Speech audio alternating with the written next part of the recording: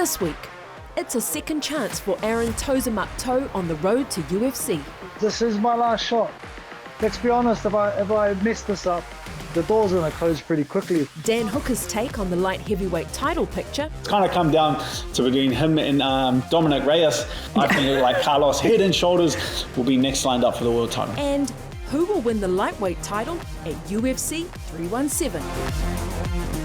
Get ready for UFC on Sky. Las Vegas, the fighting capital of the world. Brazilian veteran Gilbert Burns aims to halt the perfect rise of Michael Morales in a main event that will reshape the welterweight landscape. Oh, yeah. Now she's going to get that. Oh, she's cranking on it. Just a few seconds left. The first ever Americana for a woman in the UFC. All of them don't plan on me.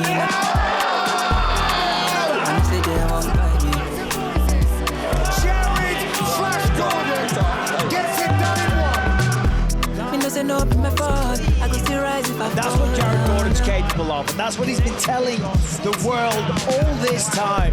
Unreal. She's done. Let me not try to stop face me, but I be doing the Montana. Yeah, I go give the wahala. Alright. Leaving absolutely everything in there tonight.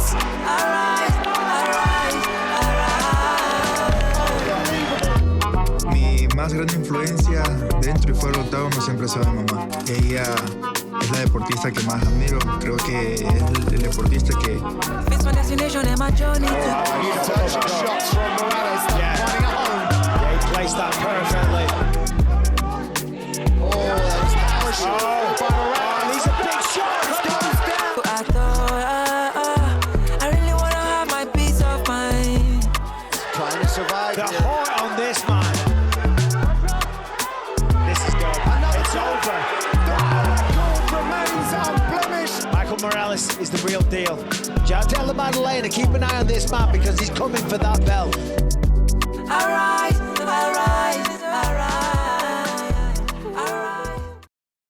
Kia ora e te iwi and welcome to UFC on Sky. Ko Ravinda Hunia tōku ingoa, ko Dan Hooker tēnei. Kia ora e hoa. We're in the big studio today. We've got a pay rise. We made it. Once again, we're here. It's not because our studio is getting any renovations. It's because I want to believe, and I'm going to choose to believe. Yes, we worked hard to It's because our ratings are skyrocketing. I mean, not a lie. True. Not a lie. Yeah, we're doing good. We're doing Thanks, all right. guys. We just want to say off the back of that highlight reel from UFC Fight Night, a great win for Michael Morales over Gilbert Burns, who is rocketing through the rankings now and is looking a little, like a competitor for the title. So congratulations again for that. But let me turn your attention to this. Road to UFC Season 4 happening in Shanghai in the wee hours of Friday this weekend. Dan Hooker, you have two teammates here. The return of Tauzemup and Lawrence Lui. You let out a little bit. Laughing, bro? You laugh first.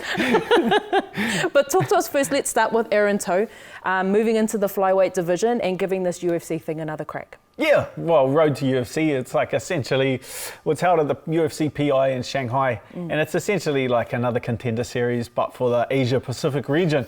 So yeah, Aaron's obviously come up short in his contender series fight. So he's getting another crack at it with Road to UFC. He's moved down a weight class. He's got into the flyweight division, which is Kai's division. And he's got a win there. Outside of the UFC, and so the UFC is giving him another crack here at flyweight. And then also Lawrence Lui, 5-1. He's a real product of City Kickboxing. He came up through the amateur ranks through City Kickboxing, and he's a real product of the progression of the New Zealand martial arts community because he came up in the amateurs. He's been fighting on the local circuits in Shuriken and our local events, and now we're seeing that years of hard work and dedication of the New Zealand combat sports community kind of having that first generation starting to peek through. Yeah, absolutely. Talk to us a little bit about Lawrence. Obviously, a lot of people have seen Aaron in action. What does Lawrence bring to the cage? Yeah, we're an incredibly well-rounded fighter. This is that next generation of fighters, you know. It's not a guy, he's from City Kickboxing, he's a striker. It's nothing like that. Lawrence, he can wrestle, he can grapple, both offensively and defensively. He can strike, but he's just been, you know, in an MMA gym he started in an MMA gym. He's of that generation, this next generation. So we're looking at a complete package. Yeah, nice. Well, as you can see here, we have 5 fighters competing, both from New Zealand and Australia. We have another Australian who is going to be fighting an exhibition fight. I had the pleasure of talking to all 6 of them. And of course, we only have a 25-minute show, so I can't show their interviews in their entirety, but here are the best bits of each of the boys before the biggest opportunity to date. We've managed to get a few training sessions in. Checked out the UFC PI in Shanghai, which is insane. Met the team, obviously caught up with Mark Timms, who was a previous coach of mine and a City Kickboxing teammate.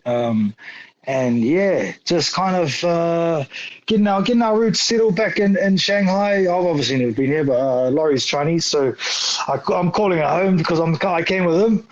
I was Manuhiri, but Laurie fitted me in, but obviously he can't speak too much Chinese, so I don't know what language he did that in, but yeah, it's been great. Now it's just the weight cut to go and the fun part, which is cool. Nice. Well, how is that going, bro? Because obviously when we saw you fighting on the local scene, Dana White Contender Series, you were fighting at Bantam, you've come down to fly. So talk to us about the change and how you've adapted to that. I think the change was it was the best thing that I've ever done.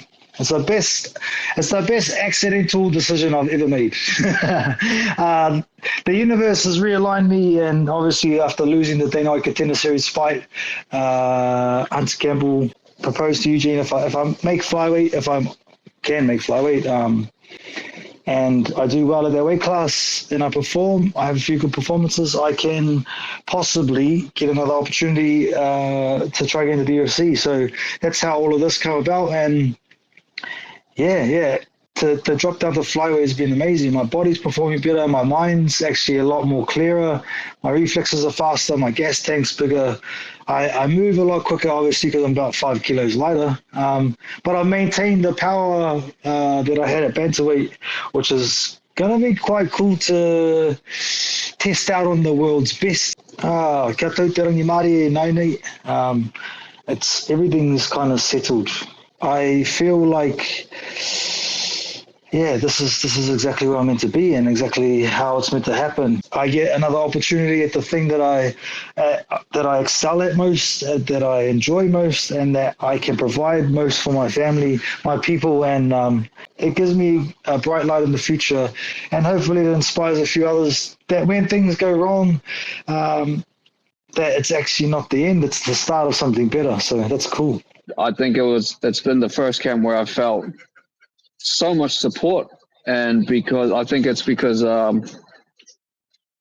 because I'm embracing all the support as well, and like not just the support, like everyone almost peaking at the same time with like Hex next week and Shuriken the week after, and like Kai getting ready for his title fight.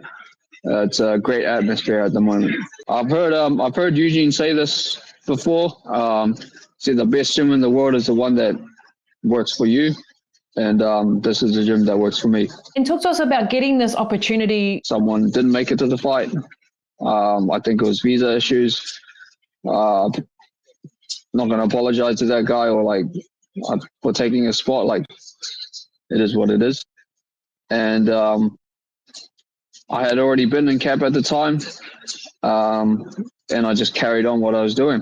No, there is no need to apologize for getting the opportunity. If anything, it's a little blessing in disguise for you. Yes, it was. Yeah. Sorry you couldn't make it, but I'm here to take your spot. Yep, sort out your visa, mate. Not really an apology, yeah. Sorry, bro. But what kind of performance do you need to put on, Lawrence? How do you best make an impact or a splash on a stage like this? Well, the finish. We are incentivized to finish our opponents through this point system that's been implemented for this road to UFC, and that's how I plan to make a splash. How does preparation look for you? Obviously, you don't go into something like this blind. You're very aware of who your opponent is. So talk about preparations for this fight. Look, the preparation, as always, it's the same. I have my team and all that. We prepare as we need to. And, look, it's been great preparation with the team I have where I'm from. We're known to, be prepared and have come in with the good plans. So, yeah, it's just basically business as usual for us. Just another opportunity. Very humble when you say that my team are well known for coming into these things prepared. Obviously, we have a great team behind you at Freestyle MMA. That's right. I believe Jamie Malaki is there with you as well, UFC fighter also. And of course, we see the success that's been happening in your gym by the likes of Alexander Volkanovski, world-renowned coach Joe Lopez as well. So talk to us about that environment and perhaps how that puts you in the best position for this opportunity. Yeah, look, being in a gym like that, again, like you said, with the people we have, the caliber of, UFC fighters and things like that, it only gives you confidence, preparation, everything you do. Being around guys like that, you're prepared, right? You're going into a fight, prepared, confident and things like that. So, yeah, it's just great being around people like that, makes you feel good. So, yeah, it's just awesome getting an opportunity like that. Look, I'm coming in there and I want to get a finish. That's the main goal here, especially with the opportunity I have, and just to show everyone, making a statement that I'm here. And also, there's the cheeky little $5,000 performance and art bonus, which sounds pretty good. Look, just going there, making a statement, showing that I belong here, that I'm the top dog, and I deserve that. That's it. Yeah, it's been a long journey, and I wouldn't change it for the world. It's not, I haven't got the perfect record, but I never ducked a fight. I always fought the best across, a couple of weight divisions in the region. And it's a very tough region to come from. And the world's sort of seen it now with how good the Aussies and the ANZACs and the New Zealanders and stuff are doing. You know what I mean? So I think ANZAC MMA it's one of the top regions in the world at the moment. So, having the sort of fights I've had out of that region has prepped me very well for this opportunity. I really do feel as though throughout my career I have fought a lot more experience and a lot more harder guys than Shogo. And I think that really does set me up for a great opportunity to take this guy out. Yeah, I sort of see it more as a bit of a contender series opportunity. And that's how we've been told to take it as well. And I honestly do believe like a good finish or a good performance against Shogo will show the UFC and whoever's watching that I'm here and I'm ready and, let's sign that contract. So we'll make our case heard and we'll push for it big time. Nice. And going over to Shanghai, you're joined by, we talk about the ANZACs, you're joined by quite the team to go over there, in support of. I can imagine that there would be, I'm not sure, if collaboration is the word, but, just that support system around you, that familiarity of other people being from where you are on a foreign land. How much does that help? Yeah, it's pretty cool, I don't really feel like a fish out of water here, you know what I mean? Like you look around and you got a lot of the guys that on the regional scene here. So, and it's cool, like touching on it before, like ANZAC MMA is absolutely popping at the moment. And like the proof's in the pudding while there's so many of us here, getting the opportunity to fight for UFC contracts. And I wish everyone the best. It'd be awesome if everyone seals the deal and gets it done. Talk to us about, where you're from, fighting out of in Melbourne, the region, and how MMA, you've just mentioned that, the game is doing so well in our region as a whole, but in Melbourne in particular, because it feels like it's popping off everywhere. But what is it like in Melbourne? Yeah, Melbourne's great. Like where I train out of, Australian Elite Team, I think it's definitely 100% one of the best gyms in Australia. The Brazilian Jiu-Jitsu is world ranked. I'm pretty sure they're ranked like 5th in the world in Brazilian Jiu-Jitsu. So, yeah, it's very blessed to be training out of a gym that's so good. And the MMA coming out of there is amazing as well. Like we've got Jakey Matthews, Jimmy Crute, and a few other pro guys. And then the amateur scene as well is huge. There's going to be a lot of guys switching over the pro that no doubt will make massive noise on the regional scene.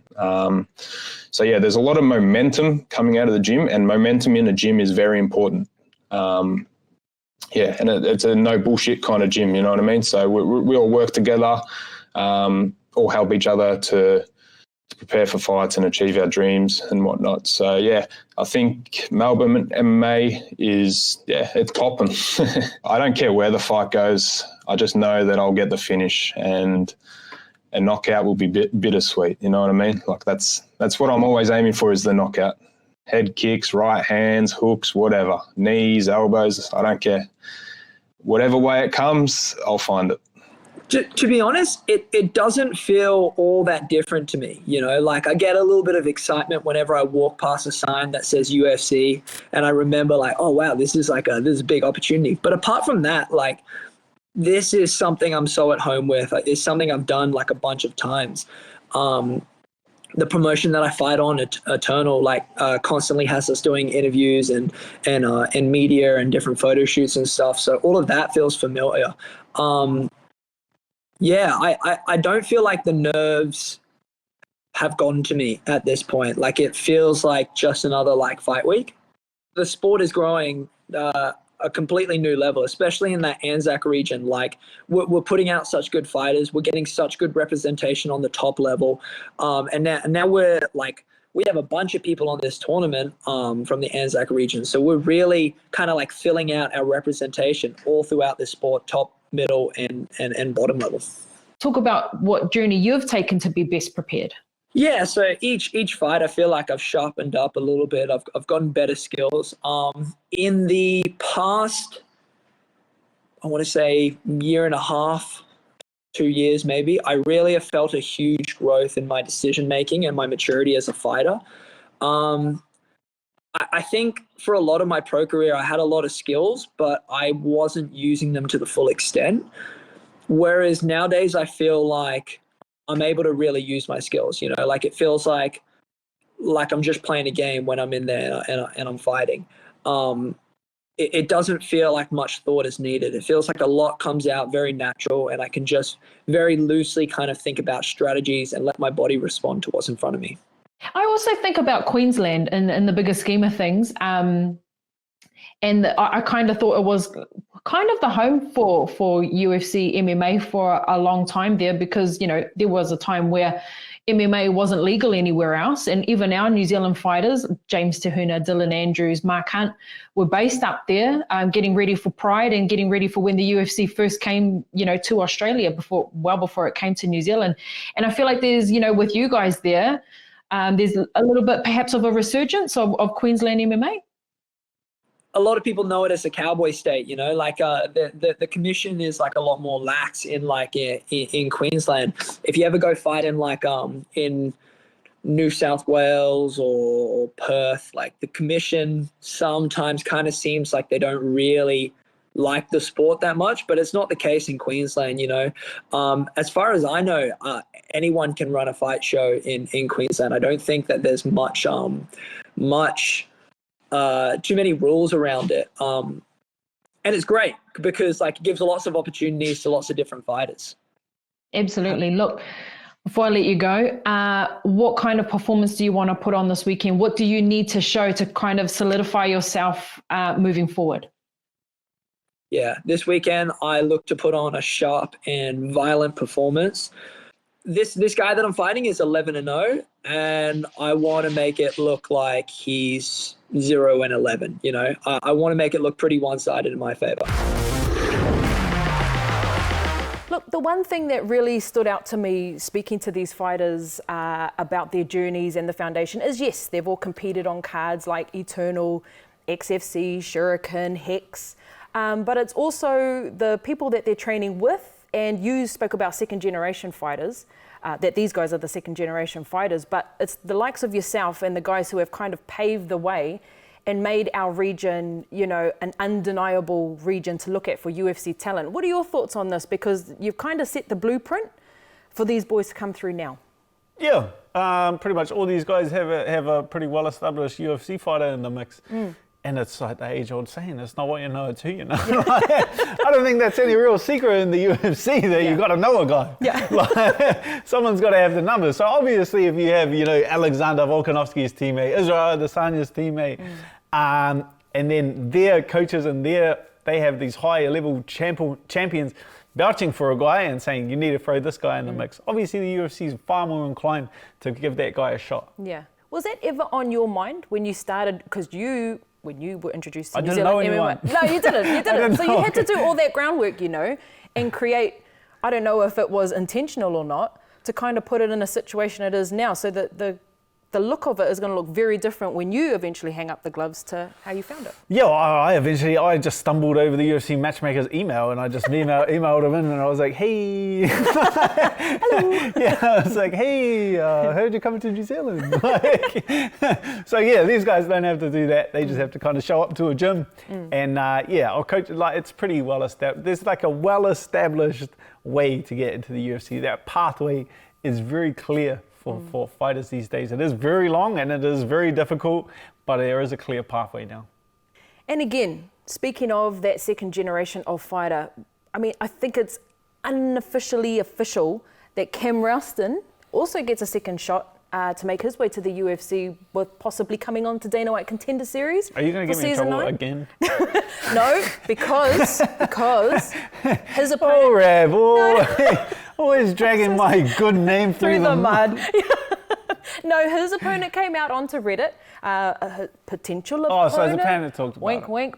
Yeah, so his opponent's come out and said that he's fighting this guy from New Zealand. His name is Cam Ralston. He's been on Dana White Contender Series before. Yep. So everyone is saying, yep, this is happening, and a great opportunity for Cam to get back in there. Yeah, Cam back in the mix. Obviously, King of the Ring champion, well established. Since that Contender Series fight, he's gone on to win his last 3 professional MMA fights. Yeah, like his first Contender Series fight was just a weird one. Like, yeah, it was bizarre. Finney is just a very difficult opponent to match. He's so short and just so... He was just bent on holding Cam against the cage and not doing as much. Like, guys coming on to Contender Series, they want to see the guys going for the finish. They want to see guys going for the knockout. So when you're fighting a guy who's just trying to hold on and grab a hold of you, it becomes very difficult to put on a statement performance. Yeah. But his next opponent here, I feel like it's an exciting fight, and Cam is going to get his opportunity to earn his way into the UFC. Nice. And we're talking about second chances. Aaron Toe's second chance, road to UFC, and Cam as well. How important is it to, take it up that step? I didn't ask you how Aaron Toe has been in the gym off the back of his Dana White Contender Series performance last time, but how important is it to get up there, make a splash, and not get overawed by the occasion and know that you just need to get there to get the job done? It's more just not getting too disheartened by the last performance, That's a real secret. Like, people they want to, and that's kind of this precedent that we have at City Kickboxing, and the culture at City Kickboxing is you don't come back to the gym and just throw your toys out the cot and completely start from scratch again because you lost a fight. It's consistently being disciplined over a long period of time and making those small incremental improvements to your game that show up in the end when you do come up for a second shot. If you come out there and you're just like, I'm going to start from scratch again, you just want to put up the hard work consistently over a long period of time, which Cam is second to none in the gym. I'd say he's the hardest worker at City Kickboxing. And also, Dan, I feel like the New Zealand contingent coming through the UFC right now, absolutely soaring, because as we saw last week, Kai Kara-France's announcement coming out that he'll be fighting for the flyweight title. Before we get into that, though, I wanted to get your thoughts on the headline act for 317, obviously your division. Ilia Topuria facing Charles Oliveira for the vacant lightweight title because Islam Makhachev is making that move to welterweight. I wanted to get your thoughts on this fight, this situation, and where it sits with you. Yeah, Ilia obviously made it pretty clear. It's like not only that, it's not necessarily that he cleaned out the featherweight division and then he's moving then up to lightweight. The guy came out and said that I can't physically make featherweight anymore. So it makes complete sense that he's going to move up. After his last 2 performances, knocking out Max Holloway and knocking out Alexander Volkanovski, I feel like walking into a title shot is definitely deserved for Ilia. And so it was going to come down to between whether that was against Justin Gaethje or Charles Oliveira. I think Charles Oliveira, having such a great run as the champion, the undisputed and a former undisputed champion, kind of qualified him for that matchup a little bit. He edged Gaethje a bit. Yeah. There's a few rumours I've seen about a possible Gaethje-Pimblett matchup. I don't know what you've heard about that. From what I know, I'd say Gagey is going to sit and wait for a title shot. Yeah, I think so too. He may see how this plays out. That would be the smart move. Yeah. He would definitely see how this plays out. How do you see an Ilia Topuria Charles Oliveira fight going? Yeah, well, we just don't know how Ilia Topuria, his last showing, I believe he was at UFC London when he last fought at lightweight, and he was dropped with a head kick, and he was in a bit of trouble. So against a guy like Charles Oliveira, it's a big call. Like, he's getting this opportunity at lightweight, but it's not. It's no walk in the park. Charles Oliveira comes to fight. He comes out, he leads the dance, and he's incredibly aggressive when he gets out there. So it's one heck of a matchup. Yes, it's one you just have to see to believe, and to see how Ilia Topuria does go in this new weight division. Now, speaking of UFC 317, as I already mentioned, Kai Kara-France getting the call up for this title shot. He has been waiting in the wings ever since that win against Steve Usyk, and it has finally arrived. Tell us more. Tell us more. Yeah, well, man, Kai's, I've seen him in the gym, and Kai's been in training camp forever. Yeah, it feels like that. Like, he's been just working his butt off in the gym, day in, day out, for as long as I can remember. So when this finally got announced, and it's just around the corner now, it's only 4 or 5 weeks away. So absolutely incredible. The gym's buzzing.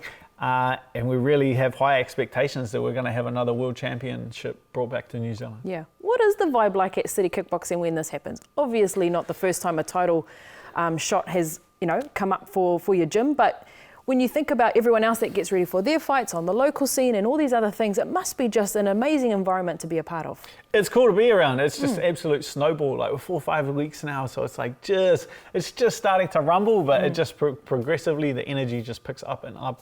Man, that last week of hard training before Kai goes away, like, I'm there, like, I'll come in the gym like licking my lips, because everyone's absolutely buzzing. The guys he's training with are going at 100%. Everyone's just firing on all cylinders. Okay, well, we are talking about title fights here in the ANZAC region. We have seen Alexander Volkanovski, Jack Della Maddalena have success in their respective divisions. Kai Kara-France has his shot in 4 to 5 weeks' time, like you mentioned. Could we be possibly looking at a fourth before the year is out? Rumours are swirling that Carlos Ulberg may have the next shot at the light heavyweight title. 2 thumbs up. 2 thumbs up. I'm good. I'm going 2 thumbs up. Yeah. Like, obviously, Yuri Prohaska's definitely in the mix, but he's come out and said, like, pretty clearly that he's got university exams. I don't care, whatever reason. Cool. Like, if you want to do that rather than win millions of dollars and be a world champion, cool. Yeah. Carlos will walk right into that spot. Head and shoulders, it's kind of come down to between him and Dominic Reyes. Obviously, Dominic Reyes coming off a huge win against Nikita Krylov, but to say that he's kind of outworked the run and the streak that Carlos Ulberg's on, the longest active win streak in the division, I don't think so. I think like Carlos, head and shoulders, will be next lined up for the world title. You have to be ready. Your world title opportunity can come at the drop of a hat, and that is an opportunity that no one can turn down, except Yuri Prohaska, because he's got exams. Got to get your studies in. You got to get your studies in. You know. Well, we did say at the end of 2024 that 2025 was going to be a golden year. Well, we said a golden year for New Zealand. It's turning out a golden year for the region. So, Whanau, those details again, Road to UFC. Do not miss it this weekend, Friday and Saturday, 11 p.m. and 1 a.m. You'll need to stream this on UFC Fight Pass. All the action is, of course, live from Shanghai in China. And UFC Fight Night is also back Sunday afternoon, 2 p.m. on ESPN. Maisie Barber up against Erin Blanchfield. Hei kona mai. Sugar Sean O'Malley, he is a sniper, a master at knocking people unconscious. He's an absolute killer. And this is the toughest opponent he's ever fought. Rav Dvalishvili is a mauler. Incredible when you watch him melt guys. He's a machine. He literally is. Dvalishvili is going to wrest the title away. We will see that rematch. You treat me like the enemy. Sean O'Malley, bring him here right now. Let's go. Rav Dvalishvili. He's one of the best pound-for-pound fighters on the planet. Sugar Sean O'Malley. Legit knockout power. Try to bring me down, this is KC.